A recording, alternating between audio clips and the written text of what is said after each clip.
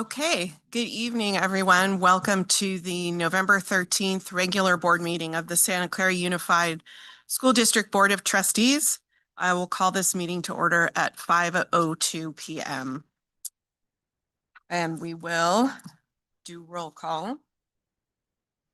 Here, I will let Trustee Nova and Trustee Ryan get to their seats. That was awkward. Okay. Trustee Canova. Trustee Fairchild. Here.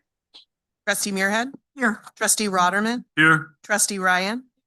Trustee Watanabe. Here. Student Trustee Suresh. Here. And I am here. So everyone is in attendance. May I please have the introduction of our interpreter?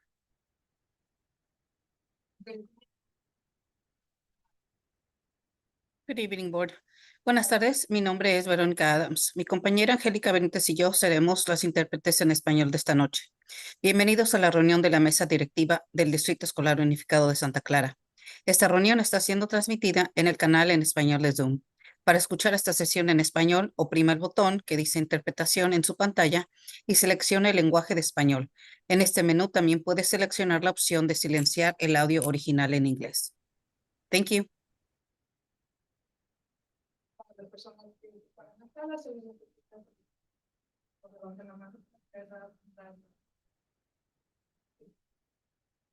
Thank you.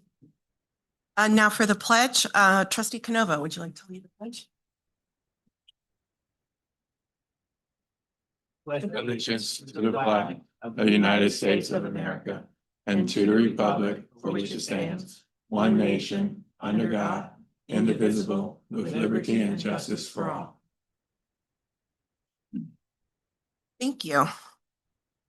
The mission of Santa Clara Unified School District is to provide equitable, engaging, and innovative educational experiences so that each student thrives in a global society. The vision of Santa Clara Unified School District is that our students and graduates are resilient, future-ready, lifelong learners who think critically, solve problems collaboratively, and are prepared to thrive in a global society. Santa Clara Unified School District acknowledges that our schools are on the traditional lands of the Tamiyan Nation, the Aboriginal American Indian tribe of Santa Clara Valley. We pay respect and thanks to their people, both past and present. On the agenda, I have had a request to move item D2, which is the report from our student trustee, to A9, right before closed session. So with that change, I'll make a motion to approve the agenda. Okay. Second, Muirhead. Okay, motion and a second. Trustee Fairchild is online, so our votes will be roll call. Trustee Canova. Yes. Trustee Fairchild. Yes. Trustee Muirhead. Yes. Trustee Rotterman. Yes. Trustee Ryan. Yes. Trustee Watanabe. Yes. Student Trustee Suresh. Yes. And I vote yes. That passes 7-0 with Student Trustee Suresh also voting yes. Okay. Guidelines for policy, guidelines for public comment at our board meetings is governed by Board Policy 1313, which is our civility policy. This policy is intended to promote mutual respect, civility, and orderly conduct among district employees, parents, and the public. This policy is not intended to deprive any person of his or her right to freedom of expression, but only to maintain, to the extent possible and reasonable, a safe, harassment-free workplace for our students and staff. In the interest of presenting district employees as positive role models to the children of this district as well as the community, SCUSD encourages positive communication and discourages volatile, hostile, or aggressive actions. The district seeks public cooperation with this endeavor. The board understands that the First Amendment provides strong protection for speech. However, the board expects that all speech and expression will comport with norms of civil behavior on district grounds, in district facilities, during district activities or events, and in the use of district electronic digital systems and platforms. I do not have any slips for public comment on closed session items. Is there anyone in the room that would like to make comment on closed session? Seeing none, I will close comment in the room. Is there anyone online? Thank you, Mr. Rico. Okay, so with that, I would like to call up our student trustee from New Valley. And name, Eve Watts. Thank you.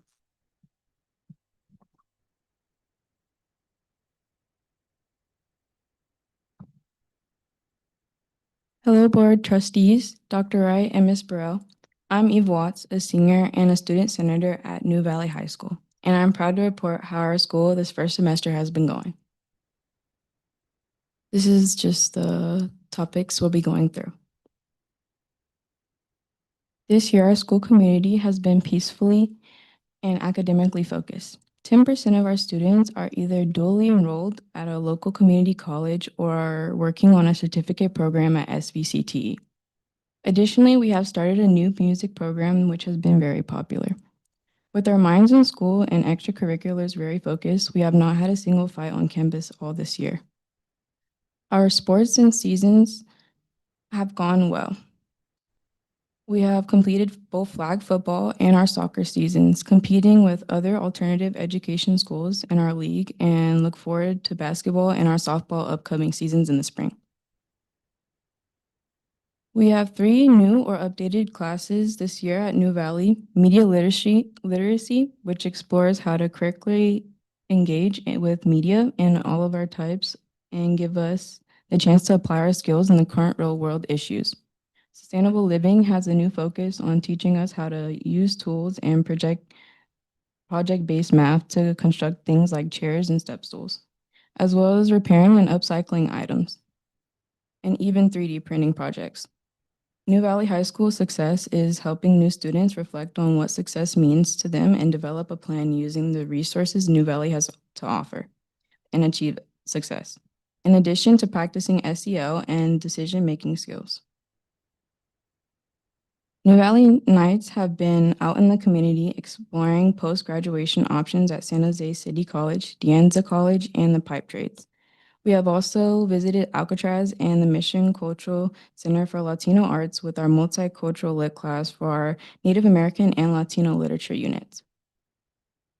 There are upcoming trips to the Tech Museum, UC Berkeley, and the Monterey Bay Aquarium that we are all looking forward to, including me.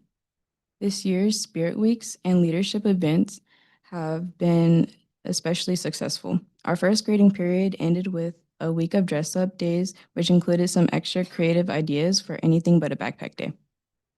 Our second graded period had a lunchtime event like making slime, face painting, and Halloween costume parades. This grading period will be hosting an annual turkey trot next Thursday. Feel free to come run with us and our Winter Wonderland themed dress-up days and activities like the last week we had for our semester.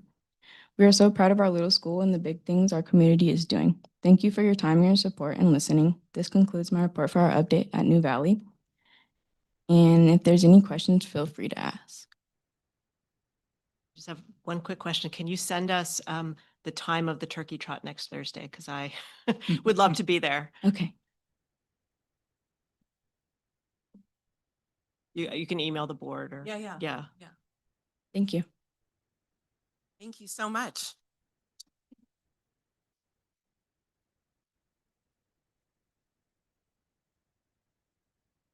We will now move to closed session.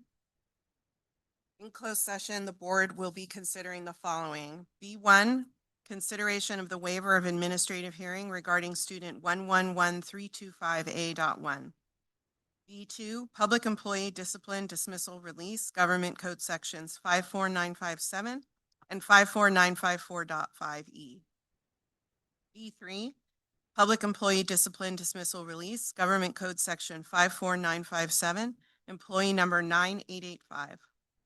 B4, conference with labor negotiators, government code sections 54957.6 and 54954F. Agency representatives Damon Wright, Superintendent, Jose Gonzalez, Assistant Superintendent, Human Resources, and Mark Shield, Deputy Superintendent, Chief Business Official. Employee organizations, UTSC, CSCA, AFT, and unrepresented employees.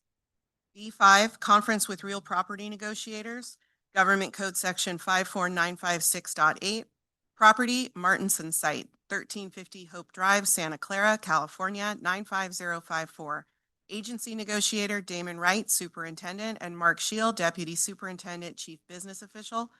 negotiating party, potential opportunity under negotiation, terms of agreement. And B6, conference with real property negotiators, Government Code Section 54956.8. Property Monticello site, 9401 Monroe Street, Santa Clara, California, 95051. Agency negotiator Damon Wright, Superintendent, and Mark Shield, Deputy Superintendent, Chief Business Official. Negotiating party, potential opportunity under negotiation, terms of agreement. Board anticipates being in closed session for 2.5 hours, I believe. Does it say, 3, I'm sorry, 3 hours. So we will see you around 8 o'clock. Thank you.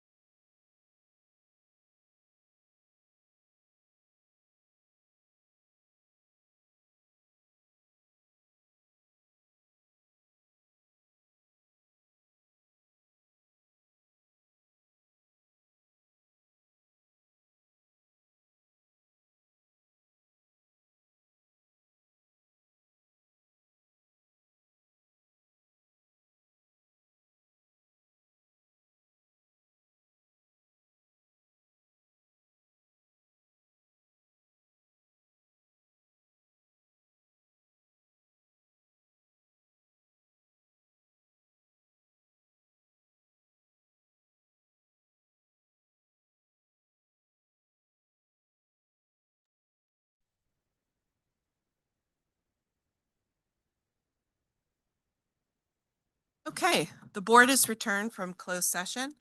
May I please have the introduction of our interpreter? Good evening, good evening, board.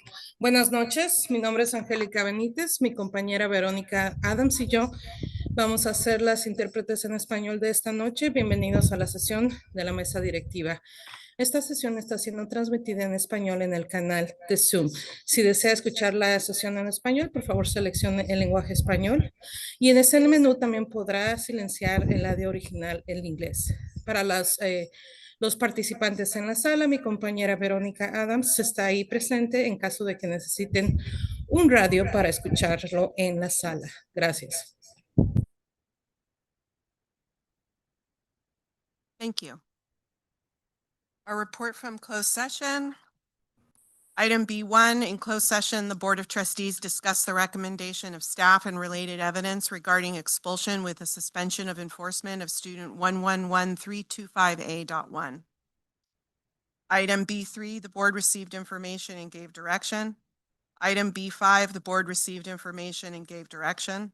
Item B6, the board received information and gave direction. The board will be returning to closed session to address items B2 and B4. At this time, we'll have our report from our superintendent, Dr. Wright. All right, good evening. Since our last board meeting, I had an opportunity to attend several activities. Several staff members within a district, we went over to the Community Day event on October 24th, and we barbecued for the students. It was just an outstanding way to connect with students on a different level and really build relationships. I attended the Fall Equity Convening on October 28th. Brad Stam did an excellent job, and Brad Stam and staff did an excellent job facilitating the event. I want to thank our student panelists for sharing their perspectives on the importance of equity and inclusion and also mental health and wellness. I went to the elementary flag football tournament over at Santa Clara High School, which was a lot of fun. I was able to ref or be a timekeeper for some of those games, and watching our young athletes compete was a joy for me. And I do have to say that there's a couple of girls out there that were outstanding. They got the ball and hit the corner and they were gone and there was no catching them. So I will say the future of Santa Clara's girls flag football is pretty bright. We went to a ribbon cutting ceremony at Cabrillo Middle School. They had a calming center. Thanks to Jennifer Doherty, who's the principal over there, for inviting us to participate in the event. Always looking for safe spaces for students, and very happy that they were able to open that calming center for our young learners. I'm looking forward to attending the learning walks for English language learners on Monday, the 17th at Santa Clara High School. And I'm looking forward to attending the reclassification ceremony for English language learners at Cabrillo tomorrow evening. There is a LGBTQ+ roundtable talk on November 20th. It's a virtual event. I'll be attending that as well. On November 17th, our Community Day has their validation visit for the Model Continuation High School. I know that I'm looking forward, and I hope to have an outstanding visit, and I hope they're recognized for their efforts. And I just want to say to everyone, happy Native American Heritage Month, and wishing everyone a happy fall break or Thanksgiving break. And that's all I have this evening. Thank you. Okay, we'll move now to our reports from our union presidents. Ms. Alpin.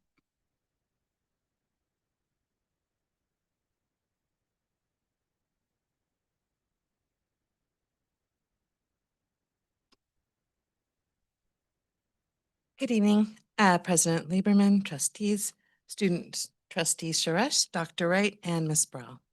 Classified staff have been busy. Our two para-trainers, Jim Bringle and Michael Petros, have officially launched our first ever structured onboarding program for newly hired special education paras in Santa Clara Unified.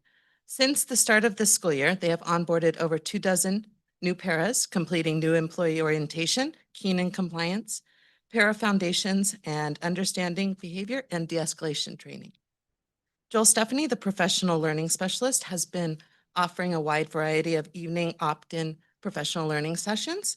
Many of these sessions filled immediately clearly showing how eager our classified staff are to expand their skill sets and better support their students. These learning opportunities have included a series of adult SEL-focused events, an empowered collaborator workshop, which concluded yesterday. This series focused on strengthening collaboration skills so that staff can bring vital perspectives to partnership-based meetings, whether that's in SLT, committees, or team site meetings. And 4 SCOE-led sessions centered on powerful student-focused outcomes. These sessions also include deep explorations of equity, with the final session concluding in December. I share all of this with you because despite these incredible efforts and strong examples of collaborations, our members are stressed and deeply impacted right now. They know layoffs are coming and rumors are flying, and they are being asked to work towards a systematic goals for the future without knowing where they are and if they have a place in that system. Uncertainty affects morale, focus, and emotional well-being. As decisions are made in the months ahead, I hope that the board will keep its focus on students and work to ensure that the impact of any cuts stays as far away as possible from the people who serve the students directly. Remember, classified staff are the bus driver who greets a student first thing in the morning. The nutrition services team are the ones who cook the food, the breakfast from scratch. The custodian who ensures the cafeteria is clean and welcoming for the next rush. That same student will be supported throughout the day by paraeducators, office staff, campus supervisors, LMAs, LSATs, wellness, and many others whose work often goes unseen, but is absolutely essential for our students. I could go on, but I believe my point is clear. Classified staff are the backbone of every part of a student's day. As you move forward with difficult decisions, please remain mindful of the real and lasting impacts that cuts to classified positions will have on students, staff, and school communities. Thank you. Good night. Thank you. Ms. Wysocki.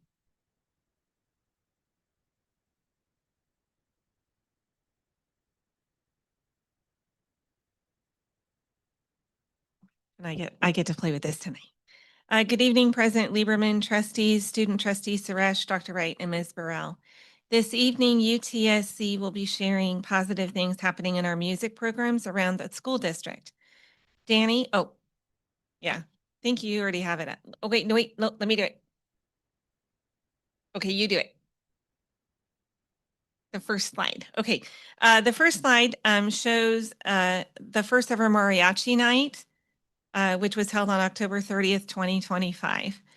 The next few pictures, I'm going to try, see if I can make it work. Oh, the next few pictures were taken at the first ever SUSD Middle School Honor Band and Orchestra concert at McDonald High School. Last Thursday, November 6th. Students from the middle school were specially selected by their teachers, who also helped organize and run the event. I think there's just maybe one more. I don't know what happened to the mariachi kiddos, but they're there somewhere. Thank you so much. Santa Clara High School's award-winning marching band will conclude their season with a performance this Saturday at 1 o'clock at James Logan High School. You can go ahead and thank you.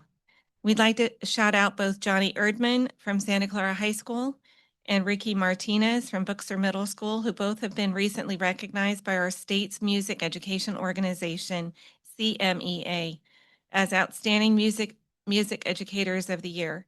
Mr. Erdman was recognized as outstanding orchestra educator for CMEA for the Bay Area, while Mr. Martinez was selected as outstanding middle school music educator for the entire state of California.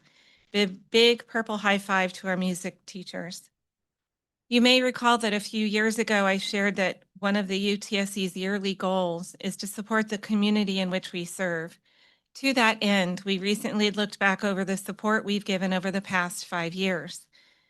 Since 2020, under the leadership of our past president, Amber Watt, and I, UCSC has provided the following donations: $26,000 to the Magical Bridges Playground in support of local festivals, $22,000 to the Second Harvest Food Bank.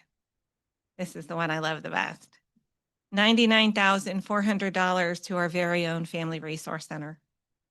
$85,000 to our own members towards their desire to grow their teaching skills, continue learning new and innovative ways to teach, book grants, professional grants, and grant funding to our members for their donor choose projects. In total, in the past 5 years, UTSC has donated over $230,000 directly to our local community and in support of the teachers in SCUSD. This is a core value we believe in, and we know in these difficult times, the support of our community is more important than ever. As I close, I'd like to wish you all and all of our teachers a wonderful Thanksgiving holiday. For those fortunate to spend their holiday with family and friends, hold them close. For those less fortunate or who are away from their family and friends, we embrace you as we know the holidays can be difficult.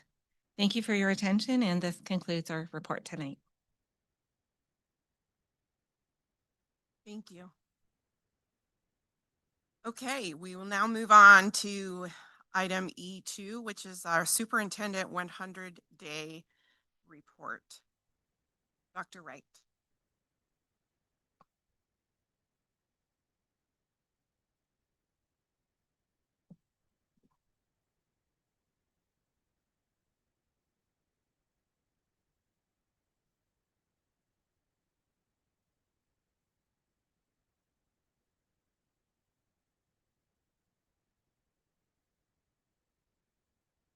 I can sing while we're waiting if you like.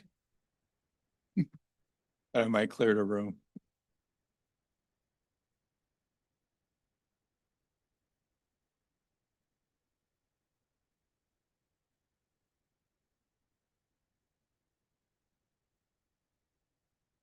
All right. Well, good evening, trustees. I'm Damon Wright, Superintendent of Schools. Tonight, I am 92 calendar days into my tenure. And I just want to say that I enjoy the work, I enjoy the people, and I'm embracing the organization. I want to thank you and all the educational partners for the warm welcome and trusting me to lead this district. Tonight, I'm going to review some highlights from my first 100 days in the seat and provide insight into the next 100 days. There is a 40-page summary report that's attached to your board agenda for your review. Now, I believe the information that I collected throughout this process is consistent with the information that you've heard over the years. I don't know that you're going to learn anything new tonight, but it will validate some of the learnings that you've had over the years. And as I think about these conversations that occurred during my brief tenure, I'm inspired by the strong pride, the support for the organization, and the commitment that people are willing to make this organization successful.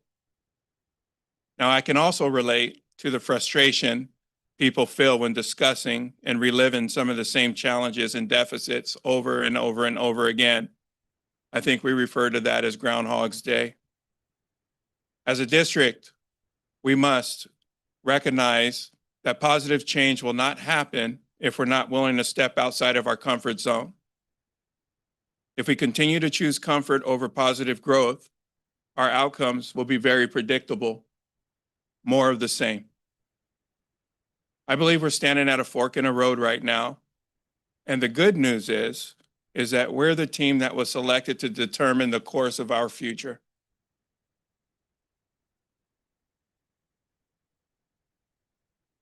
As part of this 100-day plan, I facilitated a listening and learning campaign, and I thoroughly enjoyed it.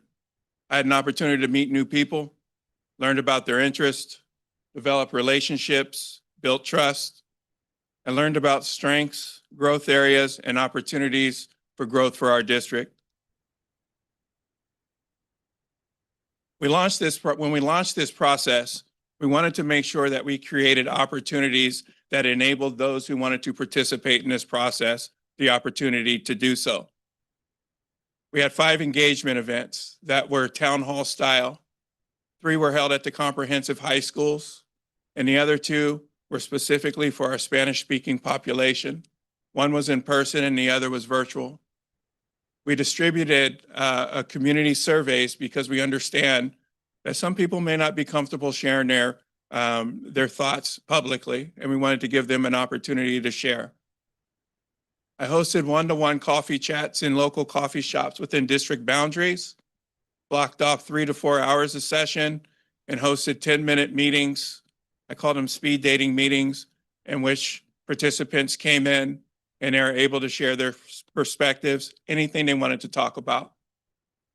I also hosted a similar version of the coffee chats virtually to make sure that people had access. And I held longer meetings, one-to-one meetings in my office, oftentimes after the coffee chats or the virtual chats, where they're 10, 15 minutes. Said, if you need a longer session, it sounds like you need more to talk about, please email me and let's schedule some time to sit down and finish the conversation. And that happened quite a bit. Meeting with staff, students was a very important part of this process. I went to school sites and met with staff members, hosted and facilitated student meetings as well. And I also hosted job-alike meetings here throughout the district in the district office, met with classified staff members, management throughout the district as well. So I wanted to make sure that it was inclusive of everybody. We collected data from various sources and identified major themes from the data that we've collected. It started with the superintendent search. Obviously, I wasn't involved in that. However, the data that we received from that search was very valuable, and I thought it was important to include it in the report because, one, it was recent, two, it was relevant, and it also holds me accountable for the work that I'm expected to do while I'm leading this district. The listening and learning sessions that I just mentioned, 3 questions were asked, and I'm just going to briefly state them. What's working well?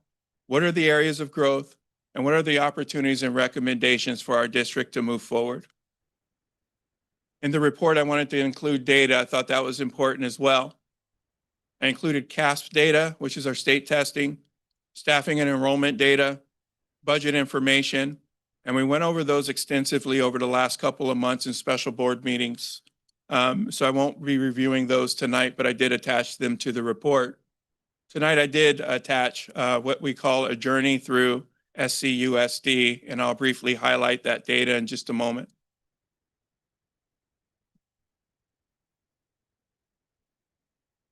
So in review from the data from the superintendent search, our educational partners described the next superintendent as somebody that would unify the organization and build coherent systems, somebody who's willing to bring the vision to life by walking the talk and daily follow through, somebody who's going to restore trust and develop relationships, somebody who is student-centered and driven by academic excellence, somebody who's going to take on the fiscal responsibility of the deficit, and somebody that was willing to make a commitment for the long term to make sure that these initiatives are seen through to fruition.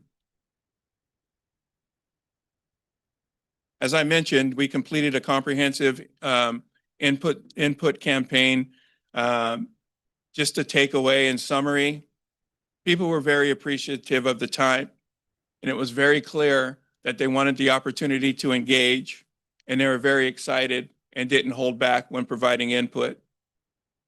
I had an epiphany while doing it and realized that this is something that must continue because this community is hungry to be involved in our organization.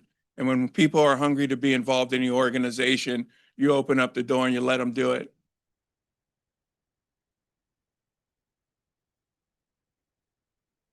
So when listening to participants, they shared strengths within our district.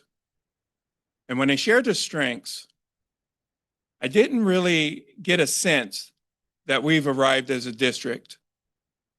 I believe our educational partners acknowledged the efforts that we were making along the way. So the strengths that I'm referring to them as relative strengths because they're strengths relative to what we're doing here in our district. Our participants, they expressed appreciation for the people and their relationships. That spoke volumes.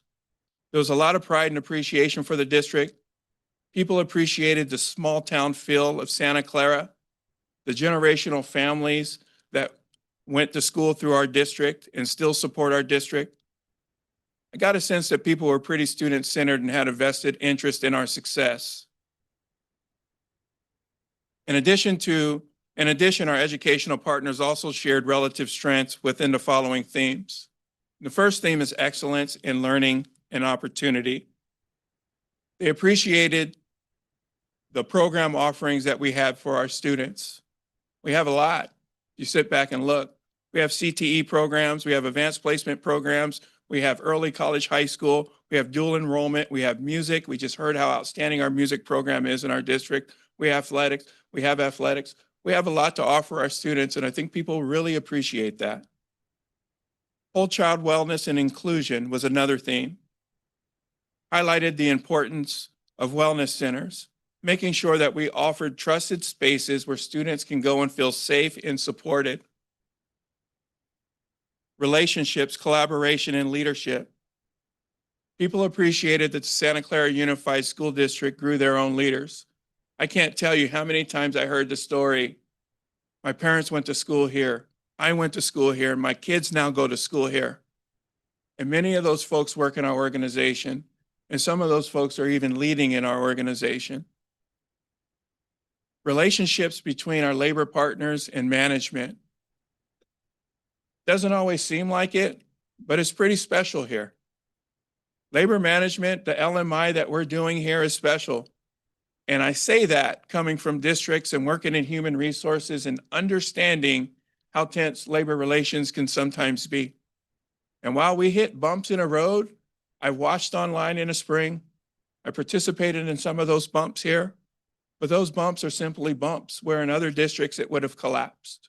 So I think we need to embrace that and continue to foster it.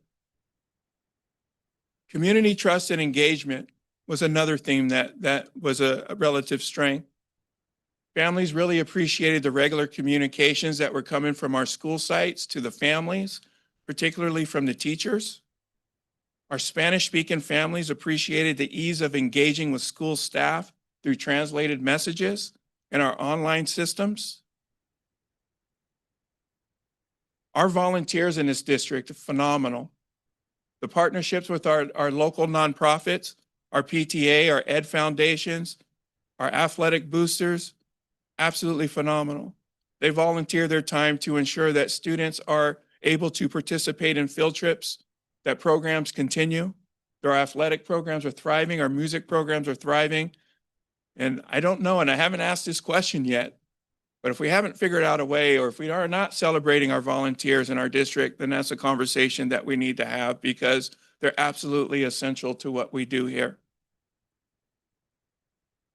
Innovation systems and continuous improvement. Folks really talked about the district farm and the Osborne nature area, and they highlighted that because it's very unique to our district. There's not many districts around us that have this resource. And as a district, we can utilize, we can think about how we can maximize our resources so that our students are getting real world experiences. Okay, I was a little bit ahead on the slide, so I think I'm caught up now. It's interesting when you do these community panels, right?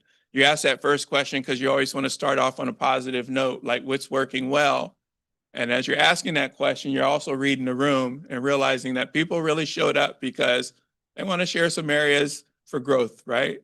And that's why we're there. We're not there to get pats on the back. We want to know really like what can we do better because we want to grow. And you know, but what was interesting about these sessions were people came forward with information for growth, but they also came with recommendations. As I reflect on the discussions regarding SUSD growth areas, the following topics came to mind, and it will be no surprise to you. Organizational coherence, student achievement, support for English language learners, and our wellness program. Participants expressed frustration with academic excellence and coherent instruction, lack of program alignment. We are a preschool through adult unified school district, yet we operate in silos. They went on to express concern with the lack of alignment and expectation for classroom instruction, particularly Tier 1. What does first best instruction look like? If we visit classrooms, what's the baseline expectations for our teachers delivering instruction to our students? The absence of formative data to inform instruction consistently. So I ask the question, are we intentional about student learning if we haven't honed in on the areas that need to be reinforced? And there are also some barriers that limit opportunities as well. Student access into some of our CTE programs and advanced academic pathways that surface as well. Safe, inclusive, and supportive school climate surfaced as a growth area. Participants reported concerns with bullying, harassment, and inconsistent follow-up after incidents.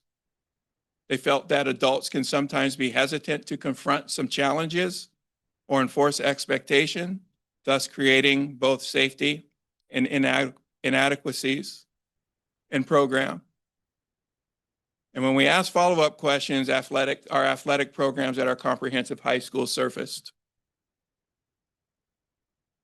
Equitable services and multi-tiered systems of support.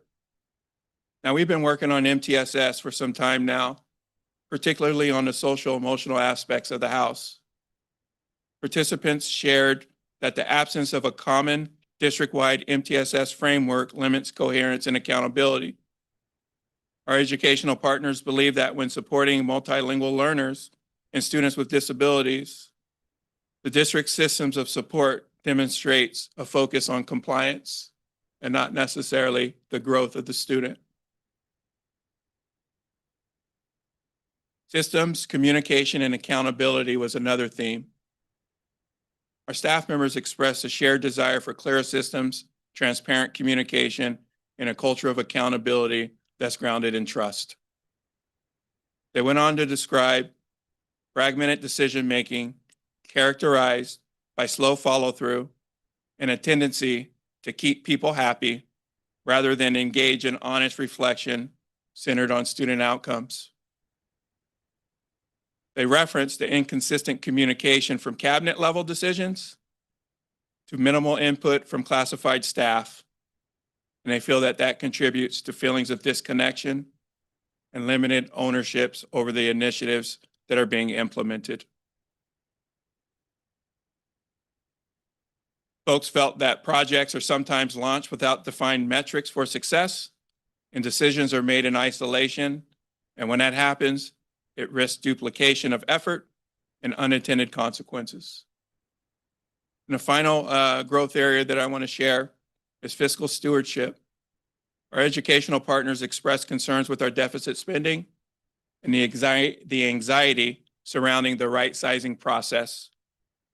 Many felt that fiscal decisions were made without a clear, rational, or measurable outcome, revealing a broader need for accountability on how resources are allocated and monitored.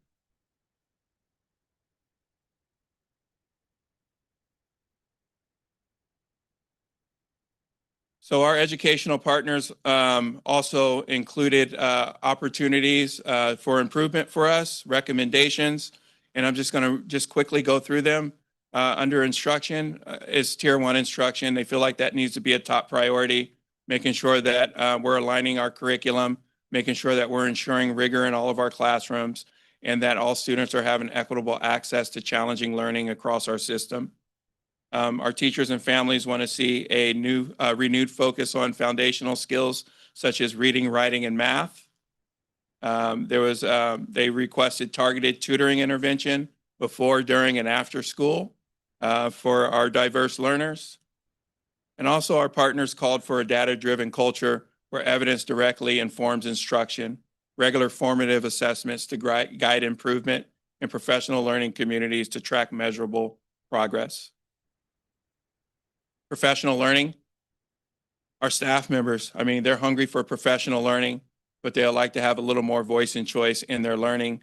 And they also want to make sure that our professional development is tied to curriculum and also instructional frameworks.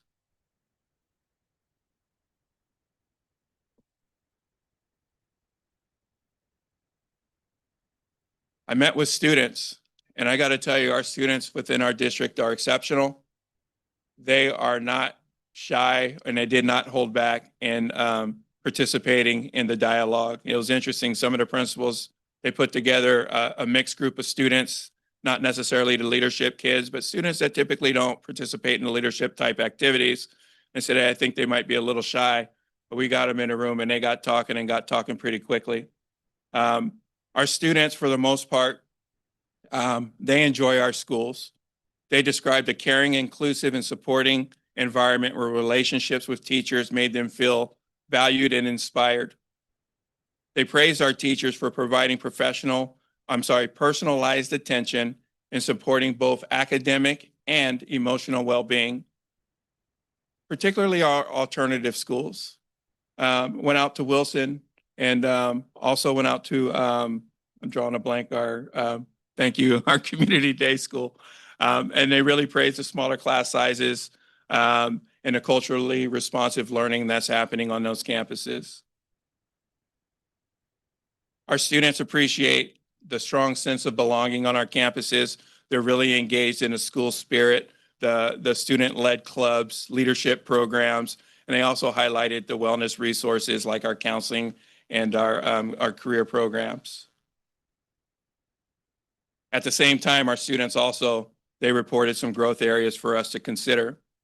They want to see our students, and this came from our students, they want to see equitable and a caring school community that prioritizes both achievement and well-being. They want to see consistent teaching quality, academic rigor, and better promotion of resources like tutoring and dual enrollment at our local community colleges. Our students reported concerns of bullying, racism, vaping, and inconsistent responses to safety and mental health issues. Our students want us to find a way or help them destigmatize mental health support so that just becomes ingrained in the fabric of their school. Our students want to see equity across our facilities and our extracurricular activities, even more opportunities to participate in extracurricular activities. In Santa Clara Unified School District, athletics, for the most part, it's pretty competitive. But we had it when we met with our Spanish-speaking families. These families said, my children, you know, they're athletes and they may not be that competitive, but we want them to participate in school-sponsored events because we know that that's important. They thanked us for the Yonder bags and the device-free phones. They thought that that was very productive, but they're looking for other opportunities to engage their students in our schools because they know that if they're engaged in our schools, they're more likely to perform and also stay out of harm's way. First thing that came to my mind is how can we start an intramural program and how can we do this right now? We do it with our elementary schools. We can do it with our high schools as well.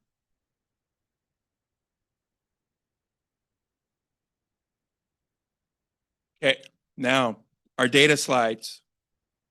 Now, I want to thank Cameron Lewis for putting this together. He put together a slide deck. It's an interactive slide deck. If you haven't had an opportunity to look at it, I do encourage you to look at it at some point. This slide deck tells a contrasting story of our two largest student groups, our Latinx students and also our Asian students. The presentation was designed to bring awareness and illustrate the need to identify the why behind the success and also identify the why behind the challenges identified. While both our Asian cohort and our Latinx cohort group show comparable numbers as multilingual learners as kindergarten students, our Asian students we classify as fluent English proficient at a significantly higher rate than our Latinx students.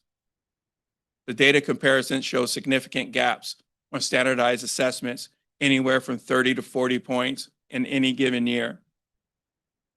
The discrepancy with chronic absenteeism rates, while the gaps are closing and they're closing pretty quickly, the discrepancies range between 10 and 20 points in any given year. The study includes social emotional survey data. When these students were asked the expectations their teachers have of them, we saw significant gaps by about 10 percentage points. Our graduation rates between the two cohorts differ from 7 points, 97% for our Asian students and 90% for the Latinx cohort. What really stood out in this data set, and it has me wanting to do something and do something immediately, is the A through G completion rate, 49 percentage point difference between our Asian students and our Latinx students. If you're not familiar with A through G, essentially it's a college entry requirements for the CSU and UC system, which tells us that our Asian students are 49% more likely to be prepared to even apply to a four-year university. We've got to do something about this now. Our DNF rate, 37 percentage point difference in 2025, just last school year. What was interesting is try to make myself as visible as possible over these last couple of months. And as I walk school sites, not necessarily to do the listening and learning, but just walking school sites and being on campus, I can't tell you how many times people stopped me and pulled me aside and says, hey, I know that you're listening to people. You got to figure out how you're going to help our English language learners, man. They need our help. And in reviewing this data, it just validated the concerns that I heard throughout this process. Our job is to figure out the why and take actions to reduce these deficits. Has to be our primary responsibility.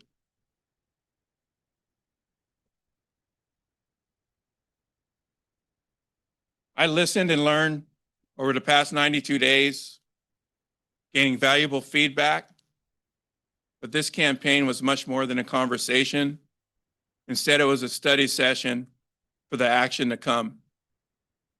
We've identified areas in which we're strong, primarily our relationships, certain program offerings, and our efforts to address mental health and well-being. Now, it's time for action. We must address these growth areas. Tonight, I'm drawing a line in the sand. We're going to walk our talk. We can no longer allow adult behavior to compromise the growth of our students. Change starts right now. We're not simply going to regurgitate the phrase, all means all. Equity and inclusion is in our fabric. Look at our community. We're a diverse community, and at times we're also a divided community.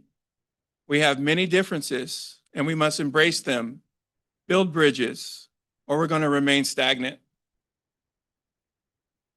We're not just going to say we prepare students to thrive in a global society. Our actions will demonstrate it. We must define and create plans and include accountability measures and milestones to ensure we're guiding students toward that goal. We're not just going to say we're building bridges.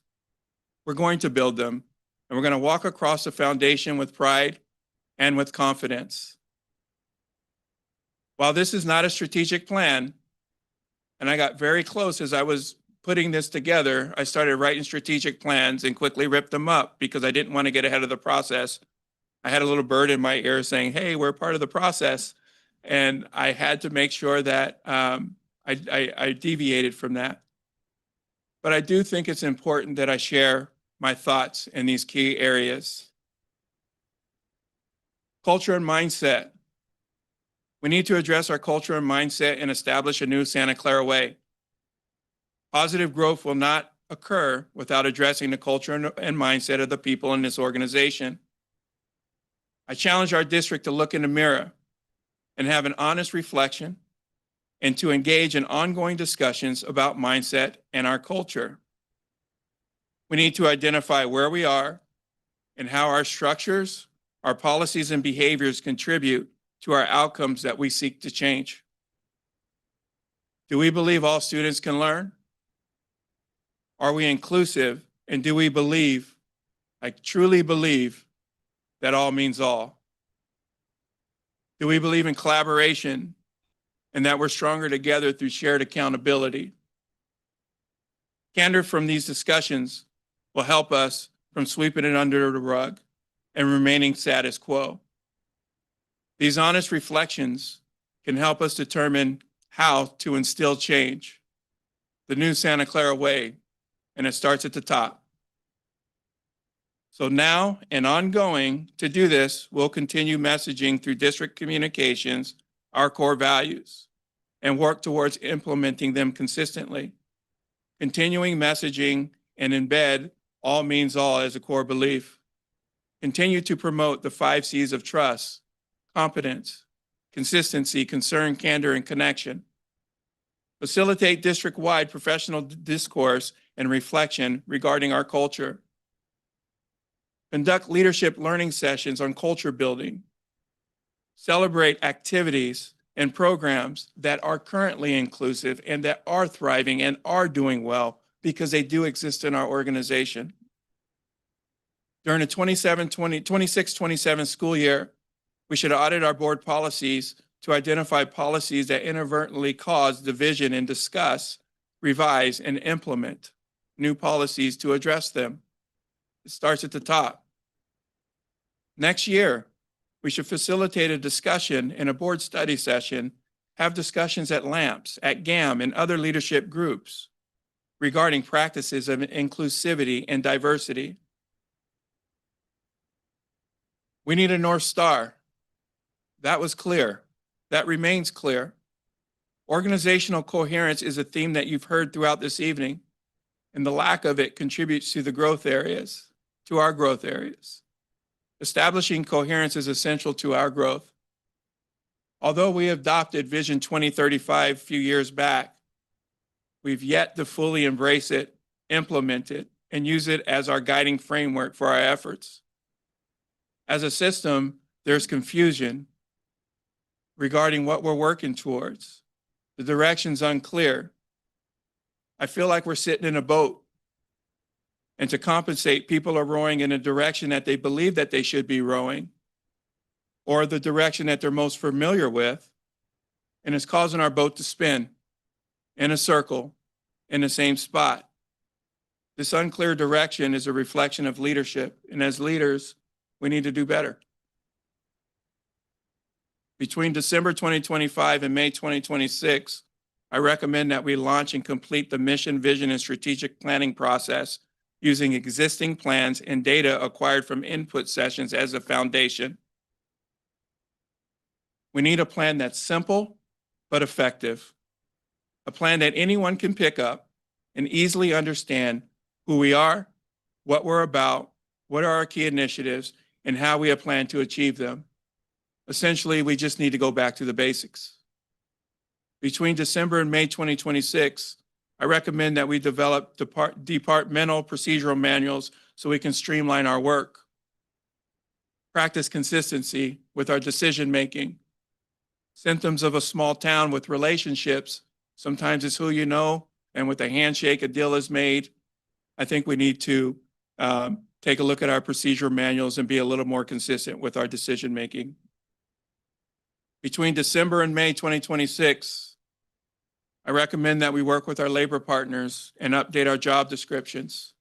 We talk about alignment, we talk about accountability, but our job descriptions and evaluation forms are significantly outdated.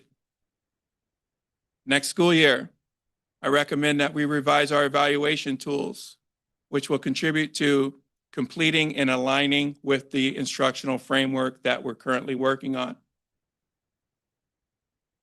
As an organization, we have yet to define what quality Tier 1 instruction looks like. Our teachers, our principals, they voice frustration that data does not inform instruction and that each classroom often operates as their own system, siloed. These are not failure of efforts or dedication. People are working hard. It's a symptom of an absence of a district-wide instructional framework and direction. I recommend that we address this by working towards an instructional framework that aligns with curriculum and pacing and connects data directly to the daily teaching. In the interim, this is what we're currently doing. Establishing a Tier 1 instructional strategies that clearly define best first instruction. This work has begun. Actually had a session just yesterday and made huge gains, and we're well on our way in identifying those strategies. Systems of support, our MTSS committee.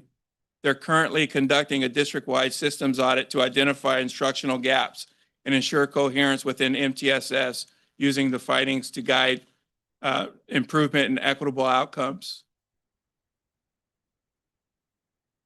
We're currently conducting site learning walks for our English language learners.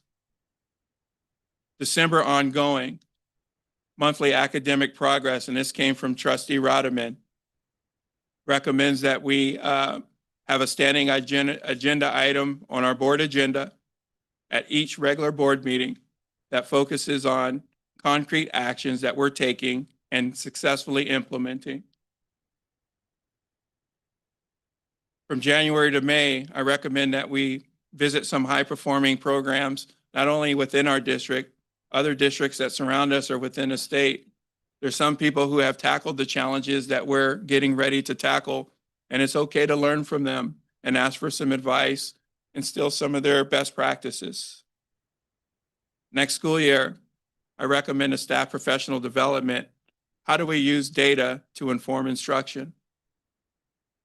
Between November and ongoing, strengthen partnerships with our local community college to expand dual enrollment opportunities, college and career pathway opportunities, ensuring that every graduate is prepared for post-secondary success. Fiscal stewardship.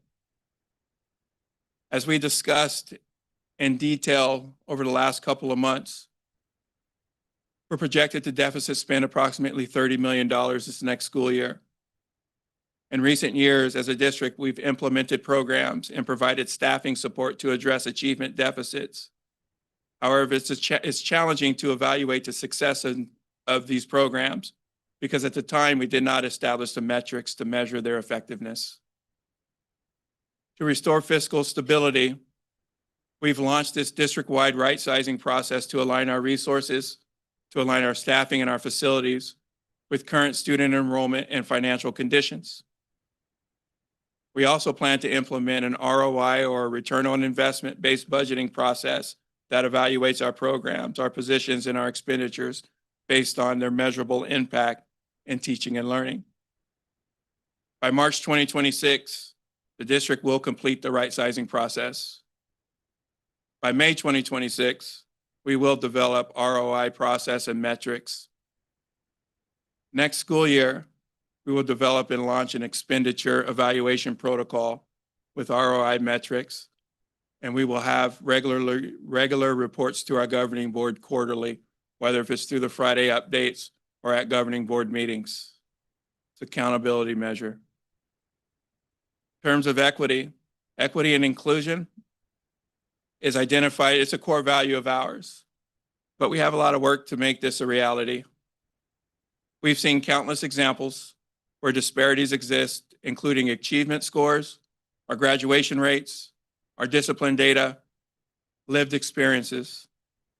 We need to ensure that we have a clear and shared understanding of what equity and inclusion truly mean, ensuring that all educational partners have a common language and a practice for inclusive education.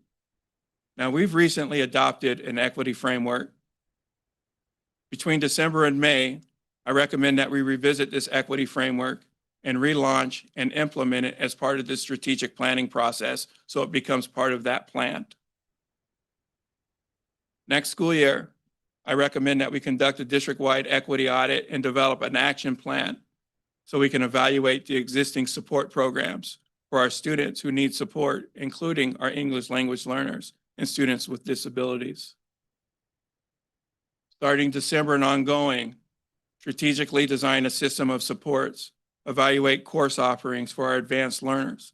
When we talk about equity, we tend to shift to the students who need support to get at grade level, but we also need to consider our advanced learners, our AP learners. They need to be challenged too. November ongoing, highlight this and celebrate the successes with our equity and inclusion work, because again, it is happening. Educational partners express appreciation for the daily communication received by the school sites and district offices.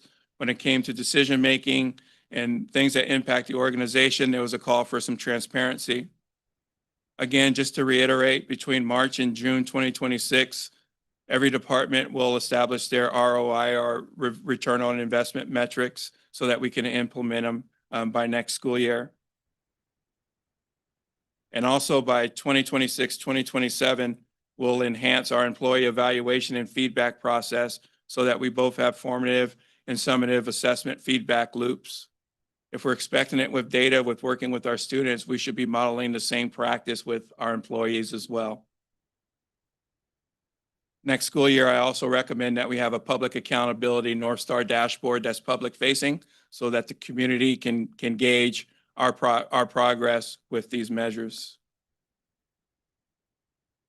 Safe, inclusive, and courageous, courageous climates.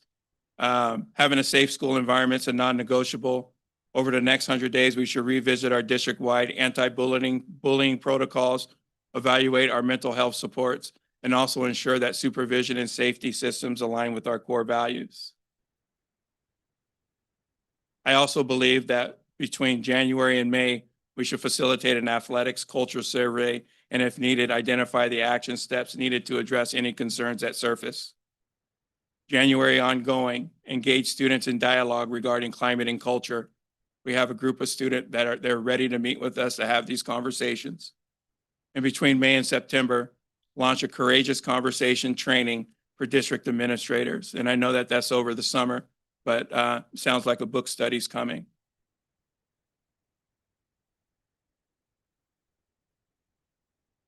Our district has a potential to establish a level of greatness that sets the standard for other districts to emulate, no question about it. When I review the student achievement data, I hear testimonies from students and educational partners.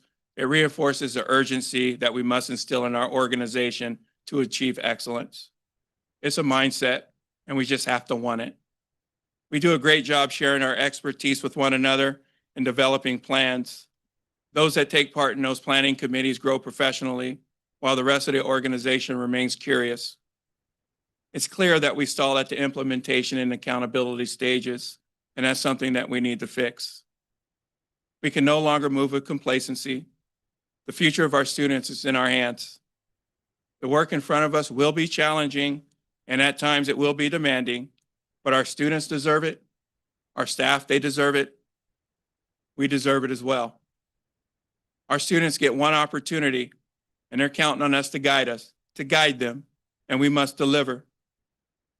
The work ahead might not be for everyone because it's a lot, and that's okay, and there's no hard feelings. However, to be part of SCUSD, we're not just going to say we're putting students first. We're actually going to do it together in partnership. And that's all I have tonight. Thank you. Holy moly, I don't think I'd say that's all you had tonight. That was Sorry for the long-winded. no, that was cut it. that was not a criticism. Okay.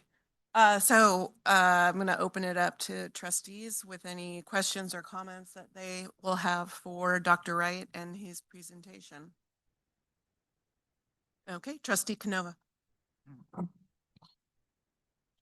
Just really impressive, so thoroughly thought out, such great detail. Exciting, really exciting. Thank you. Trustee Rotterman. Yeah, I'm very happy with the direction that you're putting forward. You didn't do it in a vacuum. You went out and talked to people and found out you assessed what you felt were the real needs. And I think from your conversation, you did an excellent job of that. I like the fact that you've included a sense of urgency. It's something that I feel is extraordinarily important right now. I think we're in a spot where we need to move. I would like to get a copy of that. I can't tell if that was, I've looked at your presentations here. I didn't see it quite the way you just gave it. So I'd love to get a copy of that. I tried taking notes, but you're too fast. So anyway, my hope is that, you have an ambitious program you put forward. I think we want to focus on academic achievement and students first.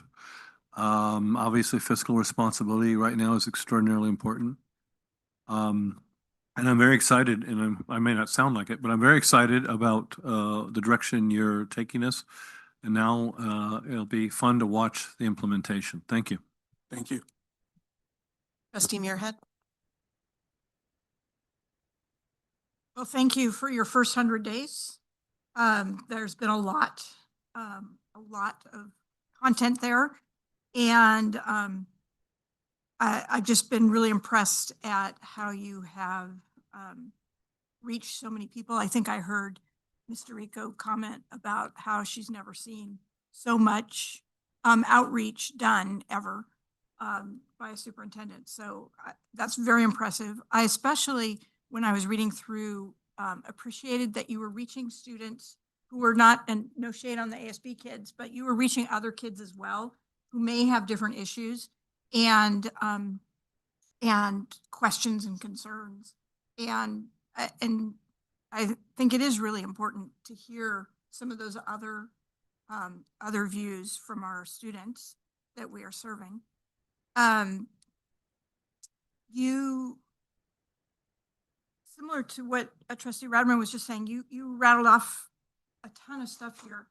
And I think a lot of it was in the report, but you gave time ranges, which are not in the report. So I'm especially interested in seeing what you just talked about, maybe by a timeline of, you know, for the next 3 months, next 100 days, what are you planning? The next 3 months, you know, maybe it seemed like you were doing it in about 3 to 6 month chunks. And so it would be really good so that we can see how this is progressing, because sometimes you talk about ROI for one thing in one time period and another thing. Oh, wow, I got lots of time. So seeing how these things will sort of flow, when do some of these happen in relation to other things? It's going on at a really interesting time with our right sizing effort. So we have to be mindful of both of these concerns, that yes, we are really want to move forward with academic success for all of our students. That comparison of our Asian students to our Hispanic was just sobering. And we need to be serving all of our kids and not just some of our kids. So seeing how this is laid out and coming back to us, I'm really excited about that too. Having, I don't know about every meeting, some of our meetings get pretty long, but have regularly come back to us and say, okay, this is what we're working on. This is what we've done. This is what's next, so that we can watch this progress. I think would be awesome. And just understanding the timelines for these things. You're really pushing people, but I think it's time that this new Santa Clara way, that however you're going to do it to get everyone on board, good luck. But I think it's so important that we are all on board for this. And I'll share the timelines, but they're tentative tonight.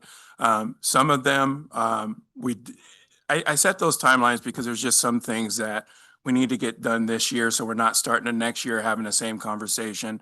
I did recognize that we are going through this right sizing process. So it's tough to think about doing a strategic plan in your vision when we're having some critical conversations.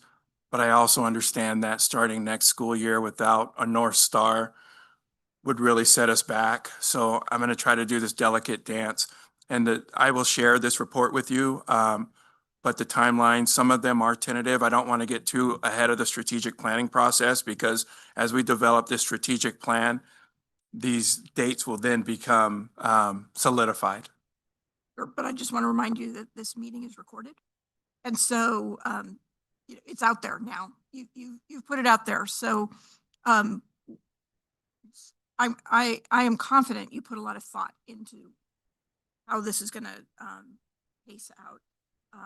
So I'm looking forward to seeing how that looks. Trustee Ryan?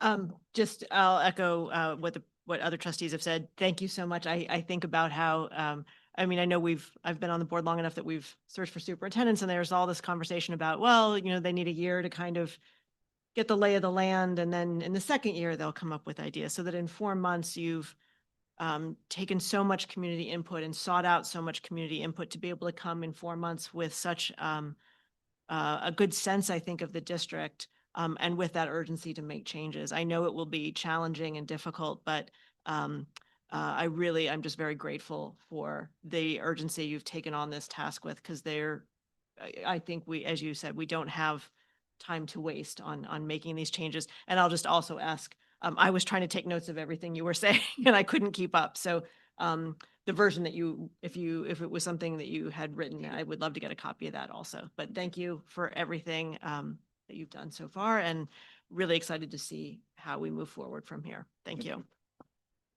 Trustee Watanabe? Thank you, President Lieberman.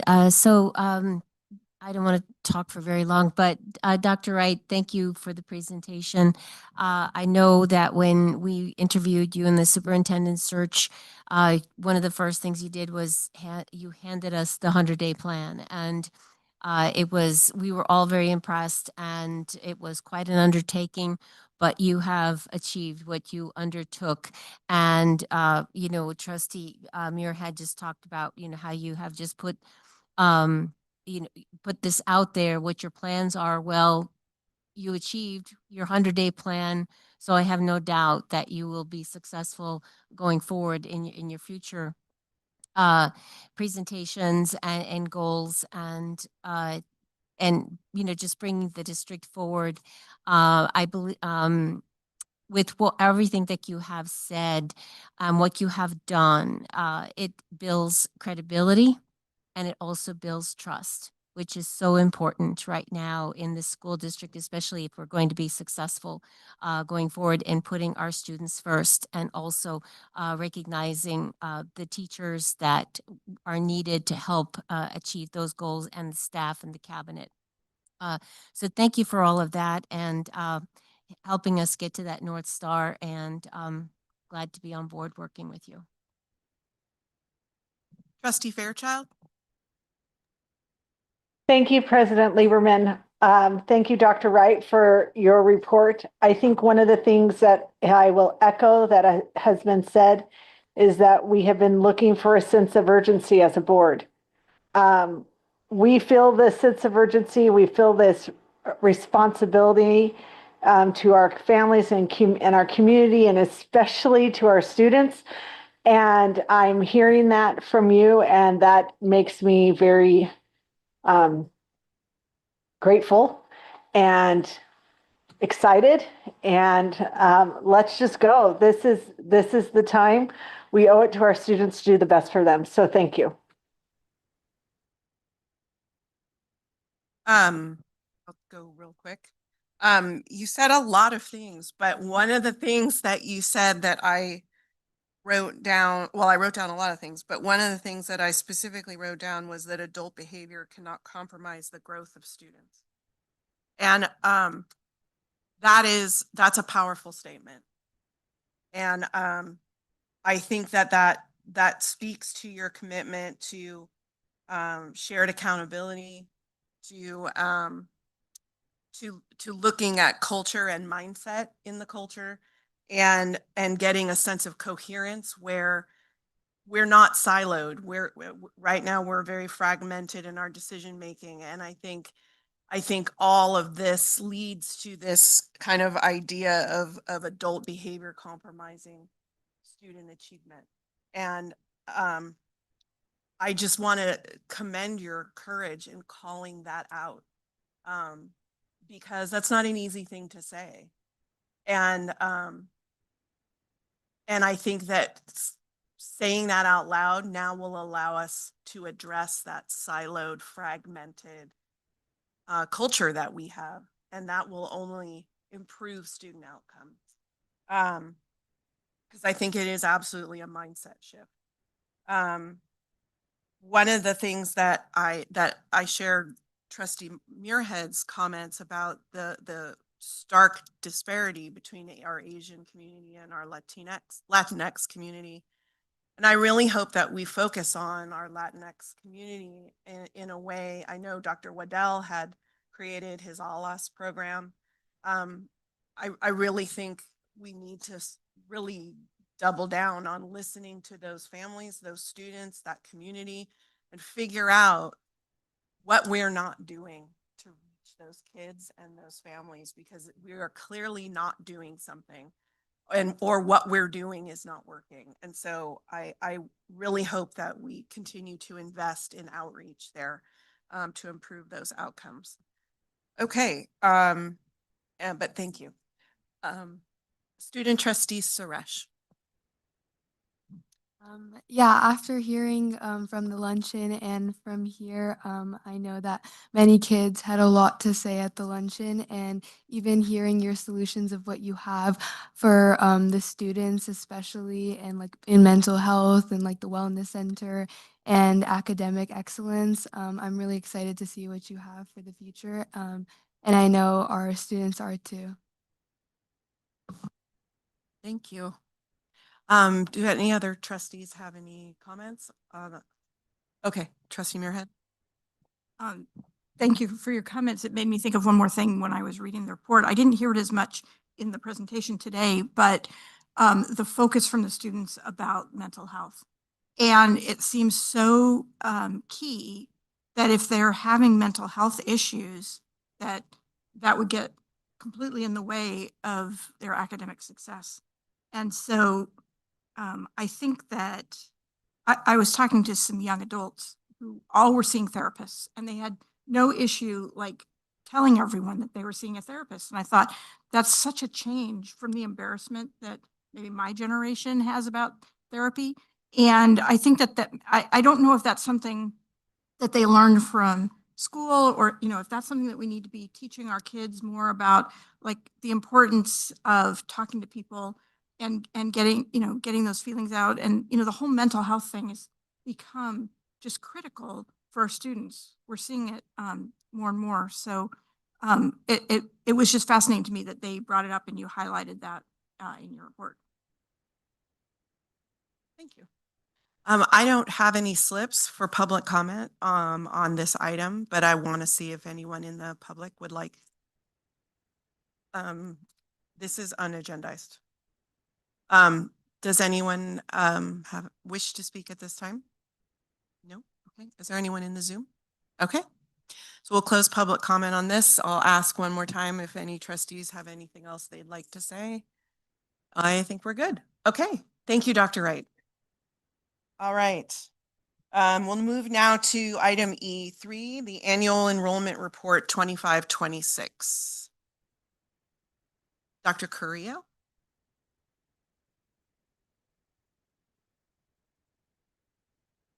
And Ms. Gonzalez.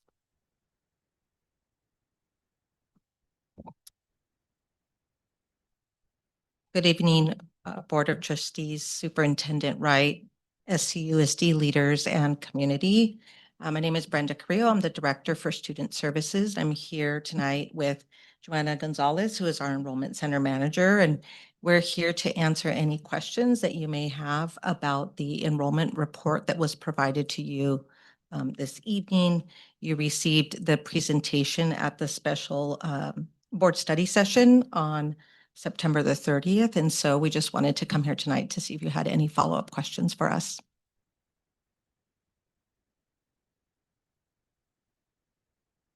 Trustee Rotterman? Yes, but first off, I know that I'm not sure who exactly did it, but we got some answers back to some questions we put forward, which I greatly appreciate.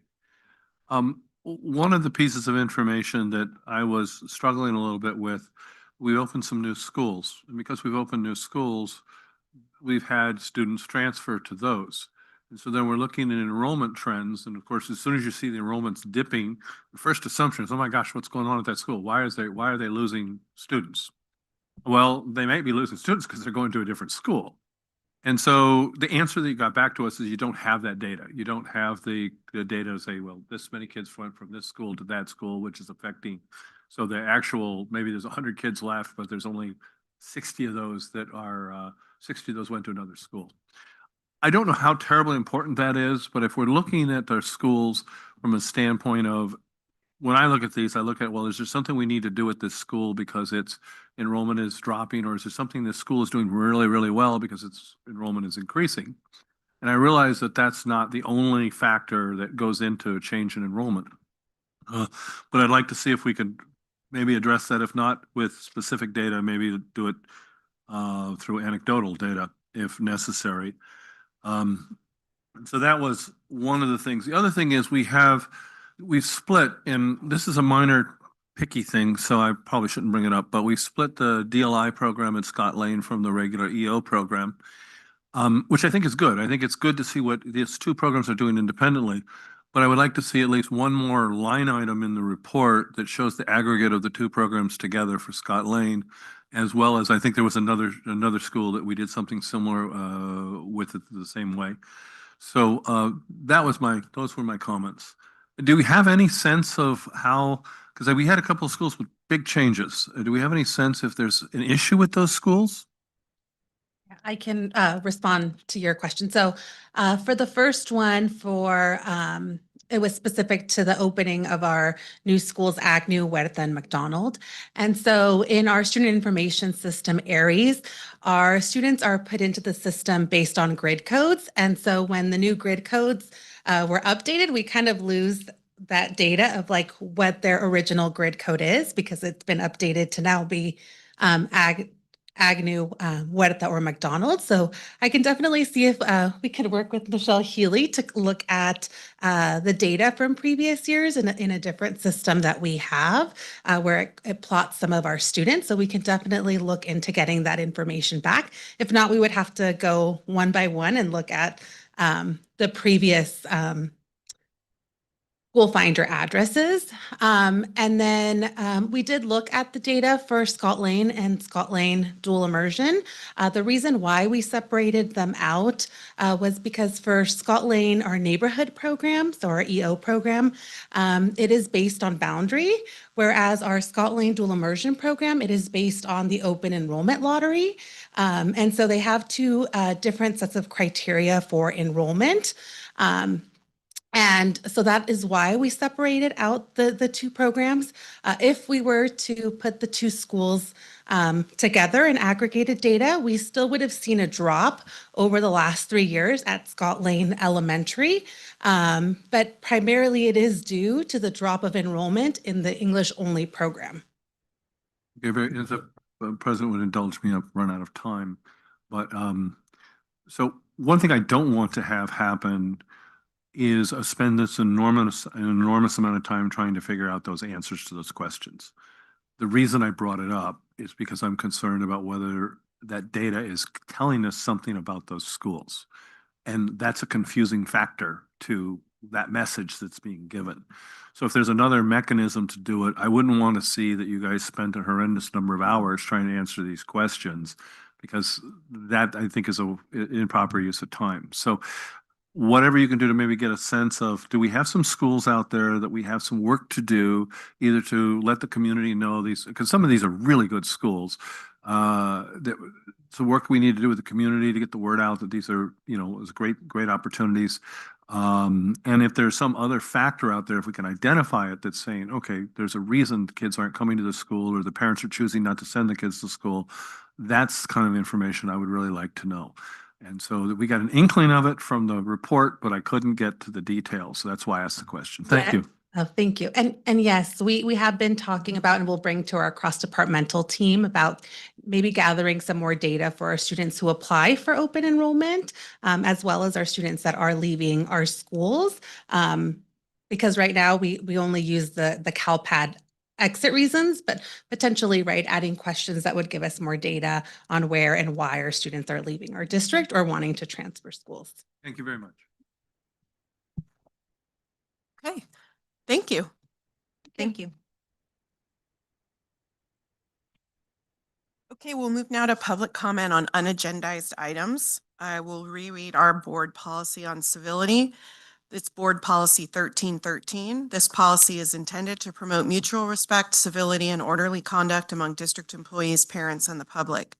This policy is not intended to deprive any person of his or her right to freedom of expression, but only to maintain, to the extent possible and reasonable, a safe, harassment-free workplace for our students and staff. In the interest of presenting district employees as positive role models to the children of this district as well as the community, SCUSD encourages positive communication and discourages volatile, hostile, or aggressive actions. The district seeks cooperation with this endeavor. The board understands that the First Amendment provides strong protection for speech. However, the board expects that all speech and expression will comport with norms of civil behavior on district grounds, in district facilities, during district activities or events, and in the use of district electronic digital systems and platforms. So you'll come up, turn on the microphone by pressing the button. The light will turn green. You'll have 2 minutes to speak. The timer is above Trustee Canova's head. When your time is up, the timer will beep and your time is over. So I have one slip from Maria Kinkin-Gio-Brock. Thank you. Our school district is big, with many people doing many different tasks. Everyone has a job description. What people do is complicated. Dr. Wright, you have a plan for making the whole system work with more energy and effectiveness on an agreed upon purpose. At the same time, there's a deficit. And so you'll be balancing what you do against how much, where money should be, and figuring where money should be spent. I want to people to step back for a moment and think about why schools are formed in the first place, and look at that simple need to transfer knowledge. There are those who need to know something, and then there are those who are trained especially to teach them. And of course, there's peripheral learning, but the schools are formed because there's this essential set of skills, essential knowledge that needs to be transferred. And so one way to look at the school district is to just say that the work that everybody does in the school district is in support of those who are in need of knowledge and skills, and those who are trained to provide it. Thank you. Thank you. That was the only slip I have. Does anyone else wish to make comment on unagendized items at this time? Okay. Is there anyone in the Zoom? Thank you, Mr. Rico. Okay, we'll close unagendized comment and we'll switch now to our consent items. First, we have items G1 through G2, our human resource consent items. Motion to approve, Rotterman. Okay, we have a motion and a second. Trustee Canova. Trustee Fairchild. Yes.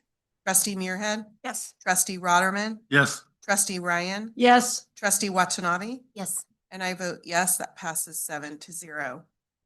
Next, we have our other consent items, H1 through H23. Move to approve. Can I get a second? Second, Rotterman. A motion and a second. Student trustee Suresh. Yes. Trustee Canova. Yes. Trustee Fairchild. Yes. Trustee Muirhead. Yes. Trustee Rotterman. Yes. Trustee Ryan. Yes. Trustee Watanabe. Yes. And I vote yes, that passes 7-0 with student trustee Suresh also voting yes. I1, the Metropolitan Education District easement agreement with Solar DG California Metro Ed LLC, care of Luminous. Luminance? I don't know. Okay. Can I get a motion to approve? Second, Rotterman. A motion and a second. Trustee Canova. Yes. Trustee Fairchild. Yes. Trustee Muirhead. Yes. Trustee Rotterman. Yes. Trustee Ryan. Yes. Trustee Watanabe. Yes.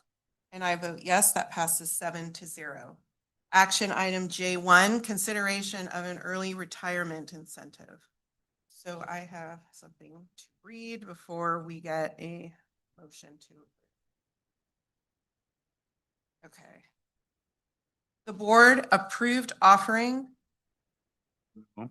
We move to approve. Oh, the board will move to approve offering a retirement incentive of up to $20,000 for certificated, classified, and management staff, and direct staff to negotiate the details of implementation with our labor partners.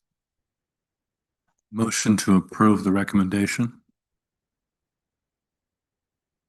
Trustee Canova. Yes. Trustee Fairchild. Yes.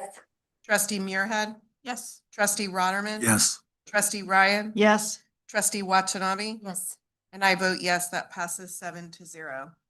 Action item K1, 2024-2025 developer fee report. Mr. Shield? Sorry, I just thought you were gonna vote. This is the annual required report for 2024-2025 level 1 developer fees. It's required for us to do this annually so we can continue to collect developer fees from the development community. Trustee Rotterman? Yeah, I just had one clarification. I believe you said it's been changed to a developer level 1 fee, a level 1 report. Okay, and secondly, I think we had a conversation that we will not qualify for level 2 or 3, so therefore it wasn't included in the report. Yeah, so there are specific state mandated report requirements for level 1, level 2, or level 3. So in the future, we will always title this as the level 1 developer fee report. We do not qualify for level 2, and nobody in the state requires for level 3 as long as there is state money available to fund school facilities projects. Thank you, sir. Any other questions on this item? Okay. Could I get a motion in a second, please? So moved, Rotterman. Can I get a second, please? Second Watanabe. Okay, trustee Canova. Yes. Trustee Fairchild. Yes. Trustee Muirhead. Trustee Rotterman. Yes. Trustee Ryan. Yes. Trustee Watanabe. Yes. And I vote yes, that passes 7-0. Action item K2, Resolution 2565 for change order number 2 to Innovative Construction Solutions, Inc. for soil excavation revisions for Bracker Elementary School modernization project. Motion to approve, Rotterman. Motion in a second. Trustee Canova. Yes. Trustee Fairchild. Yes.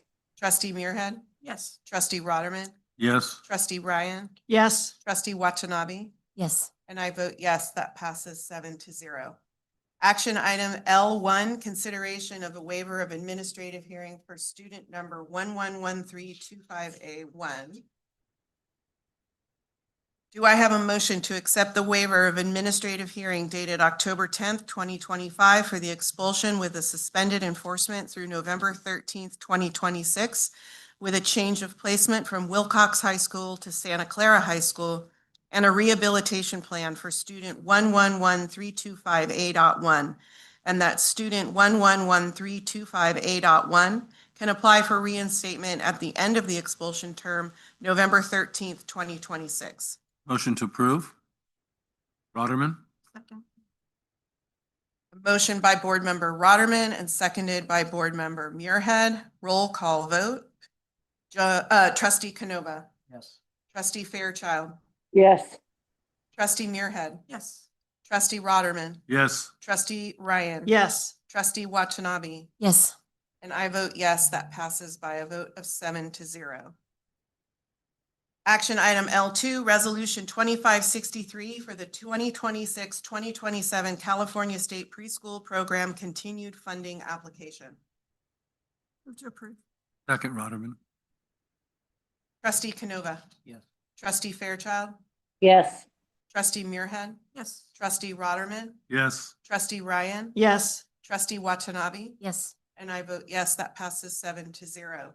Action item L3, Resolution 2564 for the 2026-2027 General Child Care and Development Continued Funding Application. Move to approve. Second, Rotterman. Trustee Canova. Yes. Trustee Fairchild. Yes. Trustee Muirhead. Yes. Trustee Rotterman. Yes. Trustee Ryan. Yes. Trustee Watanabe. Yes. And I vote yes, that passes 7-0. Planning item 1, proposed AP curriculum for AP chemistry. Motion to, Dr. Knable. It's a planning. I know. It's just, if you'll recall, we will bring any new curriculum to you 3 times. This is one of those AP situations where the College Board updates their curriculum and we have new textbooks that we need to get for our students. Trustee Rotterman. And I believe I saw in there there's also an electronic version of this textbook available. What's the difference? Absolutely. What's the differential in price between the two, or they figured out how to maintain their profit margin? So when you purchase the hard copy, you get the digital licenses along with it for I think it's 6 years or 7 years on this one. And can you also buy the digital licenses independently? We have not had to, but I can look into that and see if we can. So it just would seem to me that the intellectual property, the digital license, since there's no attendant cost associated with printing, that it should be cheaper. My suspicion is it's not, but that would be the hope. Yes. Okay, thanks. Trustee Muirhead? Ms. Knievel, with the, Dr. Knievel, with the Williams Act, do we have to have a hard copy textbook for each child, or are we allowed just to do a? We have to offer a hard copy, and so we make sure that we have a hard copy for everyone, so that they have them at school and then they can use the digital copy or take a hard copy home. They have a choice when they go into the library. They're offered a hard copy, and some students will say, I just want the digital. One last question. Can I get a copy of the old digital sent to me? Or would that be an expense beyond?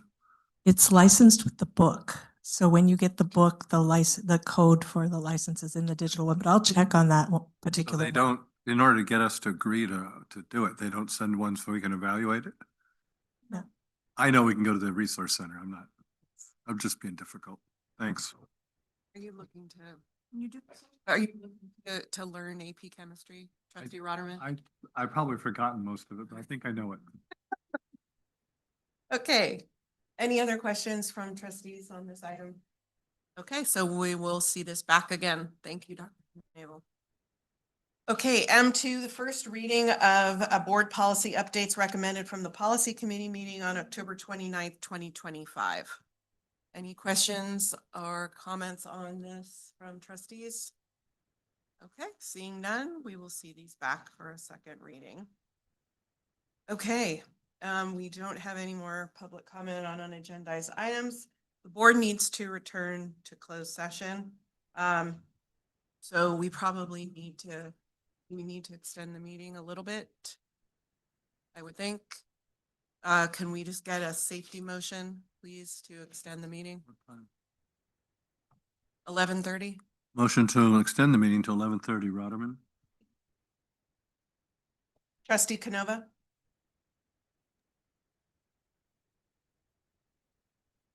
Yes. Trustee Fairchild? Yes. Trustee Muirhead? Yes. Trustee Rotterman? Yes. Trustee Ryan? Yes. Trustee Watanabe? Yes. And I vote yes, that passes 7-0. Is the board comfortable with skipping items from the board so that we can Yes. move into closed session? Yes, Great. if we have to extend the meeting, we shouldn't be. Yes. So we will skip item O1 and we will move to item P1 and resume closed session. We will be considering items B2 and B4 in closed session, and we will report out when we are done. Thank you.